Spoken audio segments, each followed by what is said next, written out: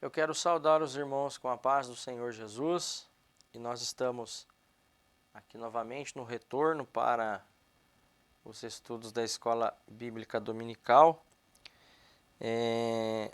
para a classe de adolescentes deste trimestre, onde nós estamos estudando as epístolas do Novo Testamento, uma primeira parte, e a lição de hoje já é a lição de número 12, e nesta lição nós estaremos comentando um pouco sobre a igreja de Filipos, carta aos Filipenses, e também do testemunho dessa igreja.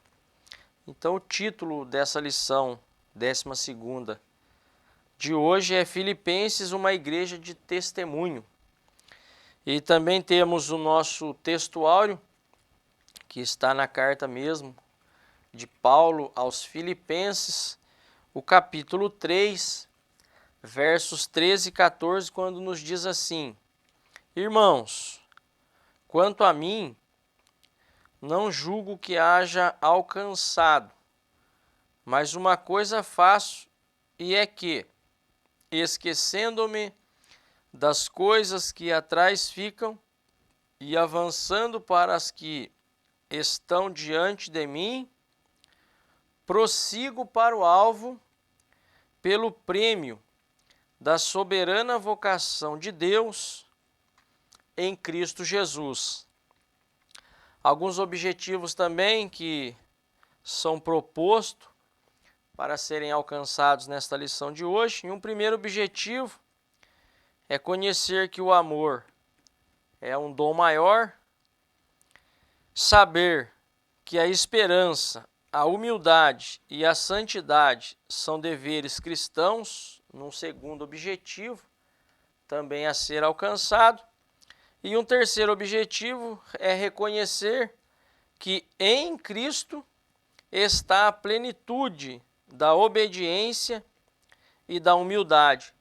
Então, esses três objetivos colocados aqui pelo nosso comentarista está resumindo toda a carta de Paulo aos Filipenses. Lembrando que neste terceiro objetivo ele vai usar Cristo como exemplo acerca da plenitude da obediência e da humildade, e Paulo vai apontar exatamente para a pessoa do Senhor Jesus, a quem nós devemos tomar. Por exemplo, de uma maneira plena ele obedeceu a Deus, e de uma maneira humilde também ele foi como uma ovelha muda para o matadouro.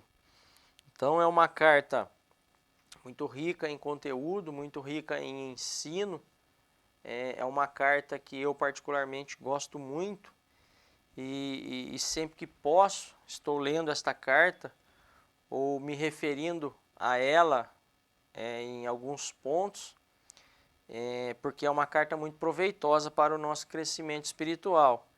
E lembrando que a ênfase desta carta está no gozo que o crente em Cristo encontra em todas as circunstâncias adversas da vida. O apóstolo Paulo, lembrando que ele escreve esta carta quando ele estava preso. Então observem bem que ela é também chamada a carta da alegria, ou alegria em meio às aflições. Então são adjetivos que são colocados aí com base para então a carta de Paulo aos Filipenses. Nós temos a leitura bíblica, é o capítulo 2, versos 1 a 11, nós não estaremos fazendo leitura agora a princípio, e a nossa lição está repartida, como de costume, um primeiro tópico, o testemunho da igreja em Filipos, e um segundo tópico, Cristo, o maior exemplo a ser seguido, e um terceiro tópico, o verdadeiro caminho da salvação cristã. E dentro desses tópicos nós estaremos comentando com os irmãos esses subtópicos que existem dentro da lição, então partiremos para a nossa conclusão. E a introdução nos diz assim: a carta aos Filipenses, escrita pelo apóstolo Paulo à igreja de Filipos, ela recebe sob a tônica da cordialidade e em palavras ternas e afáveis os agradecimentos do seu fundador pelo socorro enviado através das mãos de Epafrodito. Filipenses é uma carta que expressa o grande contentamento, né, pelo amor dos seus santos, mas que também exorta esses santos a permanecerem firmes e unidos no trabalho da obra, e relembrando da esperança do Evangelho e que a salvação está na cruz de Cristo mediante a fé. Então, essa é colocada para nós, então, a introdução aqui pelo comentarista. Paulo vai fazer, né, os seus agradecimentos por conta do socorro enviado, e esse socorro enviado pelas mãos de Epafrodito é uma carta também que o apóstolo vai expressar o seu grande contentamento pelo amor manifestado pelos irmãos ali de Filipos, mas que o apóstolo Paulo também ele vai fazer uma exortação, mas de uma maneira terna, de uma maneira afável, aos irmãos para que permanecessem firmes e para que os irmãos permanecessem unidos no trabalho desta obra. E lembrando os irmãos que eles foram alcançados pelo Evangelho da Salvação, pelo Evangelho da Graça, no qual eles estavam então alicerçados e fundados, e Paulo então vai relembrá-los, né, acerca da salvação que está na cruz de Cristo Jesus mediante a fé. Então, Filipenses é uma carta muito extraordinária, uma carta muito linda, com muito conteúdo rico e espiritual para o nosso crescimento. E o primeiro tópico, o testemunho da igreja em Filipos, nós não estaremos lendo, mas depois os irmãos podem ler com as suas respectivas classes esses textos aqui colocados para nós, que está em Filipenses 1, né, versos 1 ao 30, Filipenses também capítulo 2, depois dos versos 19 também ao 30, que vai falar, né, do testemunho da igreja em Filipos. E o comentarista coloca da seguinte forma para nós: a igreja de Filipos, gerada não por vontade humana, mas pela pregação da palavra, a partir da visão tida pelo apóstolo Paulo em Troade, recebe inequívoco testemunho de seu fundador de que a semente do evangelho outrora plantada é agora uma ativa árvore de abundantes frutos. O amor expresso pelo cuidado e atenção ao apóstolo é o estandarte maior desta igreja. E lembrando os irmãos que em Atos dos Apóstolos, capítulo 16, versos 9 a 12, Paulo teve de noite uma visão em que se apresentava um varão da Macedônia, que lhe rogava dizendo: passa a Macedônia e ajuda-nos. E logo depois desta visão procuramos partir para a Macedônia, concluindo que o Senhor nos chamava para lhes anunciar o Evangelho. E navegando de Troade, fomos correndo em caminho direito para Samotrácia e no dia seguinte a Neápolis e dali para Filipos, que é a primeira cidade desta parte da Macedônia, e é uma colônia, e estivemos alguns dias nesta cidade.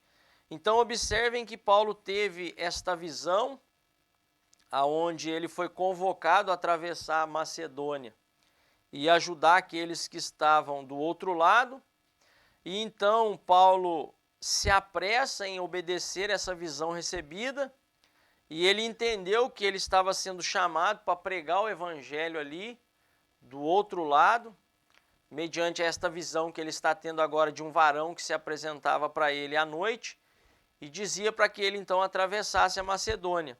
Então Paulo se apressa, atende o chamado e entende que era para que o evangelho ali então fosse anunciado. E Paulo então ele vai navegar para Troade, né? E ele vai correndo em caminho direito e ele passa por algumas cidades. E dentro dessas cidades citadas aqui no capítulo 16, verso 11 e 12, está incluso Filipos. E agora, depois desta chamada para Paulo, então, anunciar o evangelho, aqui citado nessas cidades, da qual Filipos está incluído, vemos agora, então, que o evangelho que outrora pregado lá por Paulo se tornou agora numa árvore muito frondosa, numa árvore muito ativa e abundante em seus frutos. E Paulo, então, ele vai expressar em maneira de agradecimento o amor e o cuidado que eles tiveram com o apóstolo, e isso Paulo coloca como sendo o estandarte maior desta igreja.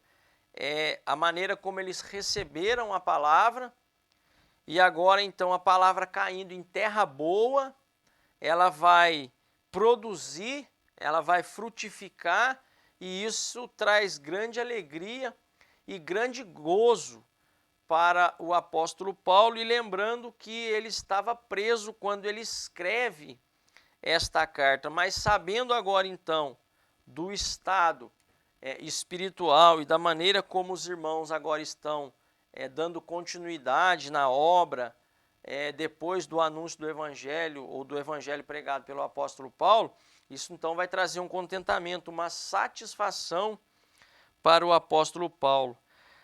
Lembrando que a igreja de Filipos, ela não é fruto do intelecto humano, ela não é fruto da disponibilidade de nenhum ser humano mortal na face da terra, mas a igreja de Filipos, como outras igrejas, é um plano divino, é uma obra divina que nasce no coração de Deus, e Paulo vai ser só um instrumento que Deus vai usar para evangelizar aquela cidade vai aceitar de bom grado a palavra, então, ali anunciada, e aí a gente vê o comentarista colocando para nós, e isso é uma alegria para Paulo, ver que agora o lugar por onde ele passou, lançando a semente, nasce-se então uma grande árvore, se torna uma árvore frondosa, com frutos e com frutos permanentes.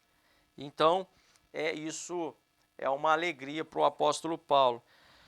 E esse forte elo de amor, de entranhável afeição e consequente manifesto testemunho, é vivenciado por diversas oportunidades em que o apóstolo de Tarso recebe socorro financeiro da igreja em Filipos, nas suas empreitadas missionárias.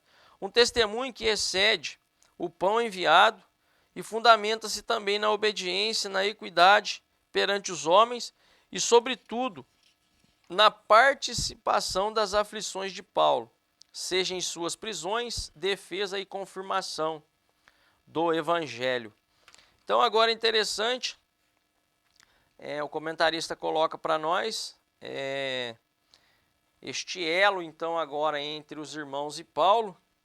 Ele vai colocar aqui para nós que este elo de entranhável afeição é consequentemente manifesto através do testemunho dos irmãos e é vivenciado por diversas oportunidades em que o apóstolo ele recebe socorro financeiro da igreja em Filipos nas suas empreitadas missionárias. Observem que agora a igreja de Filipos é uma igreja ativa, ao ponto dos irmãos estarem tão entrelaçados, tanto com o apóstolo Paulo, como com a obra de Deus de uma maneira geral, eles vão socorrer o apóstolo Paulo, por algumas vezes enviando socorro financeiro para o apóstolo nas suas viagens e nas suas empreitadas missionárias.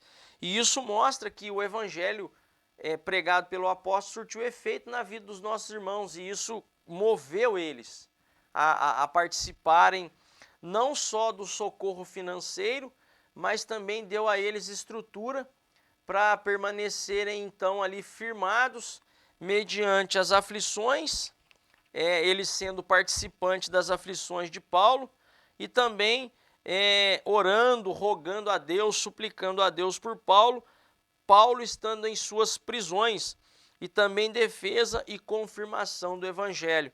Então observem como agora a igreja de Filipe, depois de ter recebido o evangelho da graça de Deus através de Cristo Jesus, mediante a fé dos irmãos, olha o fruto que produziu nos irmãos de Filipos, ao ponto agora então deles terem essa consciência de não estarem numa inércia, né, espiritual, de serem crentes acomodados, né, estagnados em sua zona de conforto, mas agora então eles recebendo o evangelho da graça, sendo agora então impulsionados pelo Espírito de Deus, eles vão tornarem-se crentes ativos na obra, crentes que movimentam-se, ajudando, socorrendo, sendo afligidos, sofrendo, enviando socorro financeiro para aquele que precisava, que na verdade era o apóstolo Paulo. Então, observem bem que somos chamados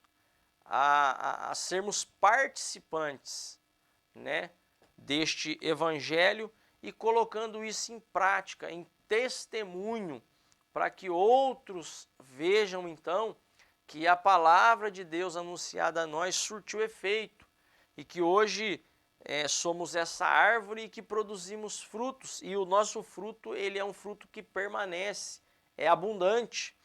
E os irmãos de Filipos então demonstravam através do seu testemunho, deste elo de amor em entranhável afeição do apóstolo Paulo, eles e a obra, tudo de uma maneira especial, então a obra dando continuidade, dando seguimento. E observem que o apóstolo era um servo de Deus muito agradecido. Ele, por diversas vezes, ele vai agradecer os irmãos pelo socorro enviado. E os irmãos prontificavam em ajudar o apóstolo Paulo nas suas empreitadas missionárias, nas suas viagens missionárias. A igreja de Filipos é um farol que nos orienta a sermos participantes e cumpridores do maior e mais sublime mandamento, o amor.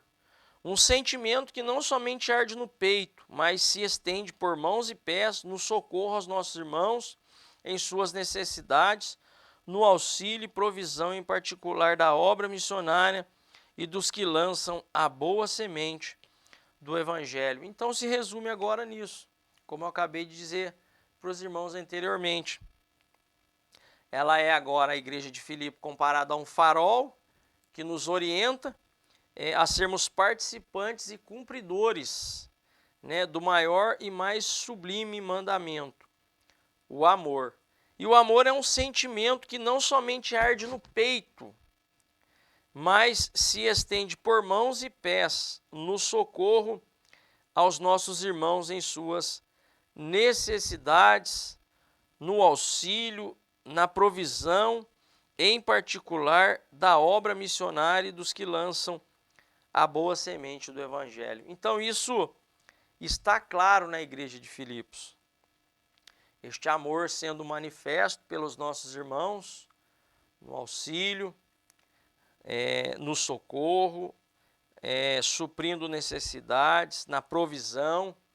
E vejam que este era um sentimento que não só ardia no peito dos nossos irmãos, mas que também era manifesto através das mãos, através dos pés, em todos esses sentidos que nós colocamos aqui. E assim deve ser a igreja atual. Este sentimento ele não deve só arder no nosso peito, mas ele deve ser então manifesto, né, através das nossas mãos, dos nossos pés, das nossas contribuições, do nosso socorro, das provisões que podemos enviar, e principalmente para aqueles que estão fazendo a obra, levando a preciosa semente do Evangelho pelos quadrantes da terra, que precisam sim do nosso auxílio. E a maneira que eu tenho de demonstrar este amor primeiro orando sim, intercedendo, buscando a Deus, pedindo a Deus graça pelos irmãos que estão lá pregando, e depois eu preciso ajudar também através do meu recurso financeiro. Porque eles estão lá, mas eles precisam sim comer, eles precisam se vestir, eles precisam de outras coisas mais que são básicas para a existência humana. E a igreja de Filipos vai ser então para nós um farol a orientar-nos a vivermos este maior mandamento que é o amor. E lembrando que a carta mesmo vai revelar isso, este amor sendo manifesto para com as nossas vidas através de Cristo Jesus, e tem que haver em nós o mesmo sentimento que houve nele, em Cristo Jesus. Nos compadecermos por aqueles que estão lá no campo, termos empatia e nos colocarmos no lugar dele, enviando o auxílio, o socorro, a provisão necessária para o seu sustento, então, para que a obra então continue. E assim temos aí referências em Tiago, capítulo 2, Provérbios, capítulo 19, e aí seguimos então para o segundo tópico, o Cristo, o maior exemplo, está na carta de Filipenses, capítulo 2, versos 1 a 18, mas nós não estaremos lendo, os irmãos podem ler em suas respectivas classes, e comentar mais detalhadamente com os alunos, tá certo? Diz-nos as Escrituras que Deus amou o mundo de tal maneira que deu seu Filho unigênito para a salvação dos homens, e também nos relata o texto sagrado que o amor de Cristo nos constrange, amor esse que excede o entendimento humano, e nos convida pelo exemplo maior a vivê-lo sob os mesmos e sublimes fundamentos do Filho de Deus. E é sob esse prisma que o apóstolo Paulo conclama os filipenses ao mesmo sentimento, a não fazer nada por contenda e vanglória, mas em humildade, tendo o seu próximo como seu superior, e atentando cada um primeiramente para a necessidade de seu irmão. Então, está claro para nós mais uma vez que agora o apóstolo Paulo, no capítulo 2, ele vai usar Cristo como exemplo maior deste amor.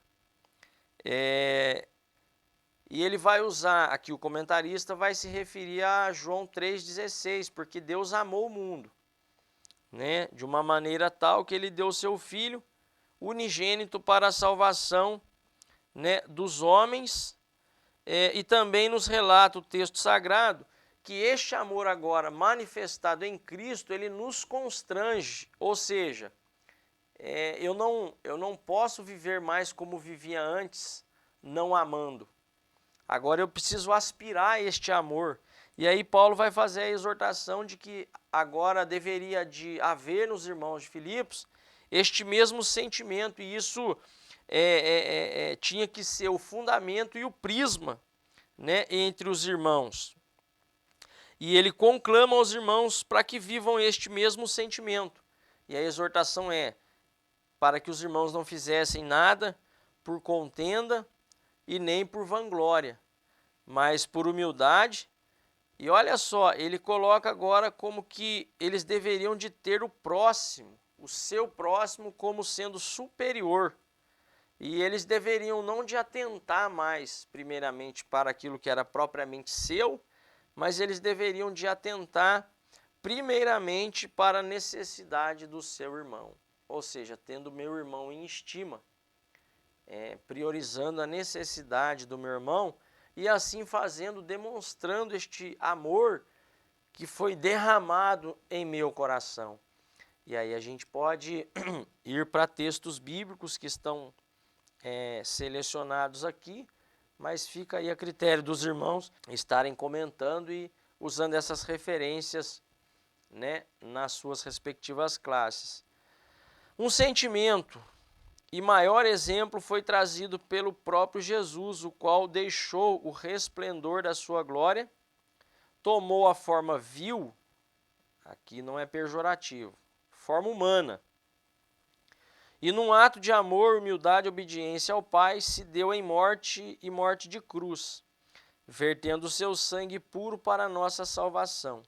Sacrifício recebido por Deus que o exaltou soberanamente, dando-lhe um nome sobre todos os nomes, não havendo nada superior nos céus e na terra, a esse Jesus, todo joelho se dobrará e toda língua confessará que ele é Senhor. Então, Cristo é o nosso maior exemplo de amor.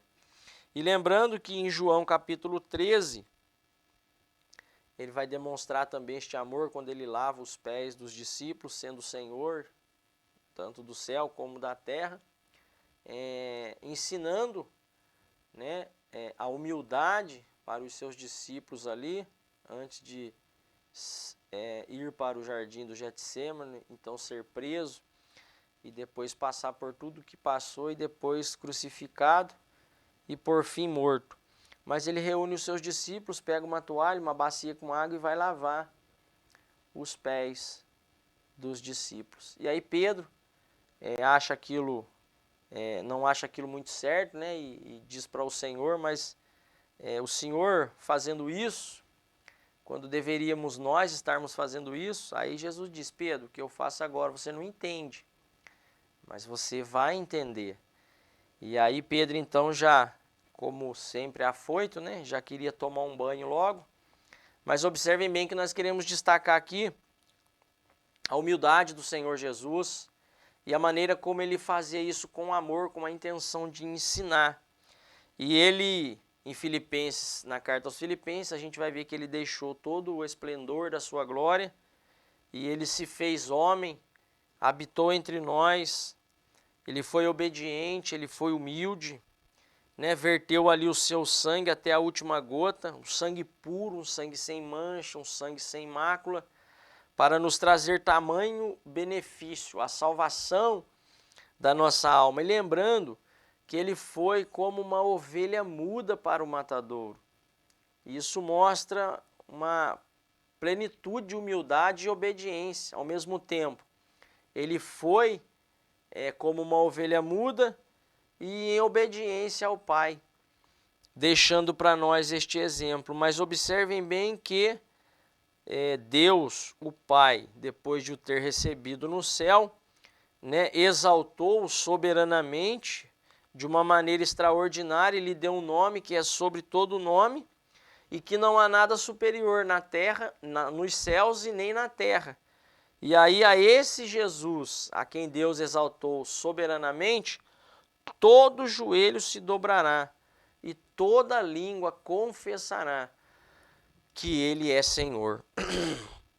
Então hoje vivemos num mundo em que os homens pensam tão somente em si mesmos, ato que nesta carta o escritor nos alerta para não sermos como aqueles que fazem Deus o seu ventre, isto é, exercem trabalho para a própria satisfação e vanglória. Não é o sentimento e o fundamento do amor das boas novas e dos exemplos trazidos por Jesus, pois a Bíblia nos ensina a amar ao próximo como a nós mesmos, e se necessário for, renunciar à nossa própria vida por amor ao nosso semelhante. Por isso, quando nos faltar forças para amar, perdoar, estender as mãos, olhemos para a cruz de Cristo, pois ela nos ajudará e nos fortalecerá. É interessante isso, né, que o comentarista coloca aqui para nós, que no mundo em que nós estamos vivendo hoje, em que as pessoas elas pensam em si mesmas, somente em si mesmas, e elas procuram fazer aquilo que vai atrair glória para elas, vai atrair satisfação para elas, quando na verdade não pensam na necessidade do seu próximo, não pensam na necessidade, né, dos seus irmãos. E este não é um sentimento e fundamento do amor gerado através das boas novas, né, da pregação do evangelho genuíno e verdadeiro, que gera um verdadeiro sentimento de amor ao próximo em nossos corações. Então, todas as vezes então que for necessário eu ter que me sacrificar por amor ao próximo, todas as vezes que for me colocado a necessidade de renunciar à minha própria vida em prol do meu semelhante, assim eu devo fazer. Mas não como muitos fazem hoje, né? Vão levar alguma ajuda para algumas pessoas, aí pegam um celularzão lá, né? Aí entregando alguma coisa para a pessoa, faz um vídeo lá e posta lá na internet, para todo mundo ver que, né, estamos fazendo alguma coisa. Quando na verdade a Bíblia diz que o que a minha mão direita faz, a minha esquerda não precisa saber. Observem bem que essa é uma exortação do próprio Senhor Jesus Cristo para nós. Este amor não precisa ser manifesto para as pessoas, mas ela precisa ser manifesta em favor das pessoas. E é isso que nós precisamos entender aqui. E isso vai resultar em muitas vezes ter que renunciar a nós mesmos. Por isso Jesus disse que aquele que quer vir após mim, negue-se a si mesmo. E está incluso isso. Esse renunciar a mim mesmo, mas em prol do meu semelhante. E aí assim então partimos para um terceiro tópico. O verdadeiro caminho da salvação cristã. A carta aos Filipenses não somente expressa palavras de regozijo e satisfação, mas também um sonoro e repetido alerta para que os santos da Macedônia se guardassem dos judaizantes inimigos da cruz, que pervertiam o caminho da salvação, dizendo que o sacrifício de Cristo no madeiro e a fé no Filho de Deus não eram suficientes, mas necessário era seguir os caminhos da circuncisão carnal e dos costumes judaicos para a perfeita aceitação e comunhão com Deus. E aí aqui já é um alerta acerca da salvação ser somente através de Cristo Jesus, mediante a fé, e Cristo Jesus na cruz do Calvário vertendo o seu sangue, e assim cremos que ele morreu, mas ao terceiro dia ressuscitou, e pela fé cremos. E isso é o suficiente. É o suficiente. Estudamos isso em lições anteriores, aonde esses judaizantes, esses falsos mestres, eles queriam perverter a fé dos irmãos que haviam recebido o evangelho pelo próprio apóstolo Paulo mesmo, mas querendo atrelar isso à circuncisão e à observância da lei, desconsiderando totalmente o sacrifício do Senhor Jesus na cruz do Calvário como sendo suficiente para a salvação do homem. Então Paulo vai exortar os irmãos acerca do cuidado que eles deveriam de ter com esses judaizantes, que na verdade eram inimigos da cruz de Cristo, totalmente opostos àquilo que o apóstolo Paulo pregava. Eram religiosos, presos à lei, presos aos rituais, presos às tradições, e eles queriam então perverter a fé dos irmãos e influenciar os irmãos a irem por caminhos carnais, né, e costumes judaicos, e assim, no entendimento deles, para que os irmãos pudessem então ter uma perfeita aceitação e comunhão com Deus. Mas já estudamos também que o único meio pelo qual o homem deve ser salvo é através de Cristo Jesus e este crucificado. Não existe atrelar mais alguma coisa a isso. Isso é totalmente falso ensino, isso é contra a palavra de Deus, porque Jesus veio, tudo que era sombra, tudo que era figura, tudo que era do passado, na morte do Senhor Jesus Cristo, tudo isso foi retirado. E agora, na morte do Senhor Jesus Cristo, somente na morte dele, crendo assim nós, há salvação. E nesse alerta, as palavras do apóstolo são contundentes ao dizer que a salvação e a justificação não são oriundas do esforço ou condição hereditária, mas pela fé em Jesus Cristo. Sob a ótica carnal pervertida, ninguém poderia se orgulhar mais do que o próprio apóstolo na sua genealogia e maneira farisaica de viver o que foi reportado como esterco ante a plena e verdadeira revelação do Evangelho. Revelação que o impulsionava sem olhar para trás, mas para o alvo da soberana vocação de Deus em Cristo Jesus. E ninguém melhor do que Paulo para rebater essa tese desses judaizantes falsos. Porque Paulo conviveu com eles. Paulo tinha um entendimento profundo da prática deles.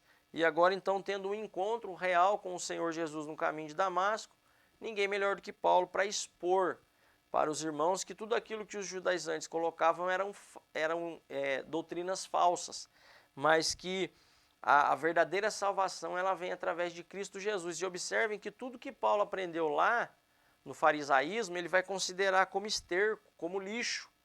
Mas agora ele, não olhando para as coisas que para trás ficaram, olhando para o alvo, que é Cristo Jesus, ele vai seguir. E isso impulsionava ele, sem olhar para trás. E é isso que importa. As coisas que para trás ficaram, ficaram. Jesus faz nova todas as coisas. Então olhemos para a frente, para o alvo, que é Cristo Jesus, o nosso Senhor. Esta é uma mensagem que deve ressoar em todo o tempo aos nossos ouvidos, sobretudo nos dias de hoje, visto que estamos cercados pela proliferação de um falso evangelho. O cuidado bereano da observância da lei de Deus nos é necessário para não sermos enganados por correntes teológicas, que, a pretexto de exaltarem a Cristo e a sua palavra, na verdade negam a sua eficácia, pois as boas novas, como disse o mesmo escritor, as regiões da Acaia, não se fundamentam em palavras persuasivas de sabedoria humana, mas em demonstração do Espírito e do poder. Então agora, finalizando, vem essa advertência para nós tomarmos um cuidado com essa proliferação de um falso evangelho, principalmente um evangelho onde não se prega a cruz.